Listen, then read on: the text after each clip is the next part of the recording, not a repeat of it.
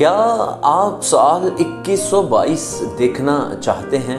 Do you want to see the year 2122؟ میں یقیناً جانتا ہوں کہ انسان کے لیے یہی بہتر ہے کہ خوش وقت ہو اور جب تک جیتا رہے نیکی کرے۔ وائس 3 باب 12ویں آیت۔ خداوند یسوع مسیح کی سلامتی ہمیشہ آپ پر قائم رہے۔ عزیزو، فیس بک پر آج میری نظر سے یہ تحریر گزری، سو میں اسے آپ کے سامنے رکھنا چاہتا ہوں۔ تحریر کچھ یوں تھی کہ آج سے ٹھیک 100 سال پہلے برطانوی رائٹر نے اپنی ڈائری میں لکھا کہ دوبارہ جب کیلنڈر پر 21 کا ہندسہ آئے گا تو یقیناً نہ آپ ہوں گے نہ میں ہوں گا۔ میں اس 21 کو اب 2122 پڑھوں گا۔ اور اس نے پھر مزید لکھا، کاش عمر اتنا لحاظ رکھ لے کہ میں دوبارہ یہ ہندسہ دیکھ سکوں، ان لوگوں کو دیکھ سکوں جو 2122 میں ہوں گے، اس زمانے کو دیکھ سکوں جو 2122 میں رواں دواں ہوگا، مگر میں جانتا ہوں یہ ممکن نہیں ہے۔ تب ہماری قبریں تک گمنام ہو چکی ہوں گی۔ ساحر لدھیانوی جب بستر مرگ پر تھے تو بند آنکھوں سے اپنے ڈاکٹر سے کہا، ڈاکٹر کپور میں جینا چاہتا ہوں۔ زندگی نے بے شک غم دیے ہیں مگر دنیا خوبصورت جگہ ہے۔ یہاں یاروں کی محفلیں ہیں، یہاں زندگی کا شور ہے۔ میں جینا چاہتا ہوں ڈاکٹر کپور۔ 22 کا ہندسہ جب 100 سال بعد دوبارہ آئے گا تو میرے عزیزو یقیناً ہم میں سے کوئی بھی نہیں ہوگا۔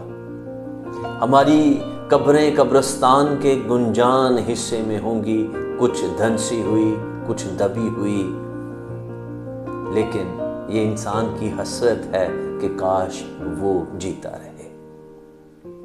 لیکن کلام خدا بیان کرتا ہے، ایوب کی کتاب اس کا 14واں باب 1 آیت، انسان جو عورت سے پیدا ہوتا ہے تھوڑے دنوں کا ہے اور دکھ سے بھرا ہے۔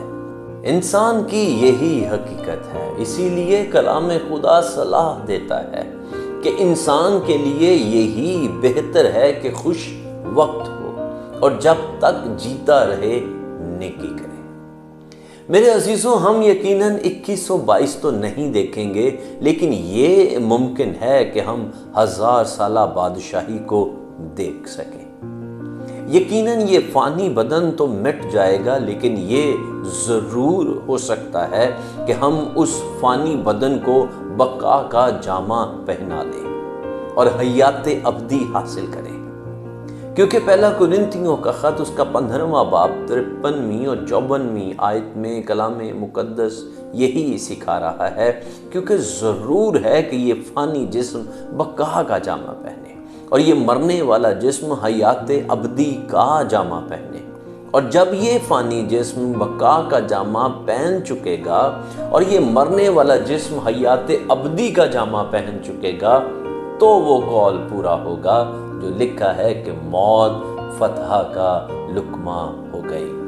پس آئیں عزیزو، زبور 90 اس کی 12ویں آیت زبور نویس کے ساتھ مل کر کہنا شروع کریں، ہم کو اپنے دن گننا سکھا، ایسا کہ ہم دانا دل حاصل کریں۔ آمین۔ زندگی کے سفر میں روح القدس آپ کا رہنما رہے۔ اگر آپ کو آج کے پیغام سے برکت ملی ہے تو برائے مہربانی کمنٹ سیکشن پر جائیں اور اپنی رائے اور گواہی شیئر کریں۔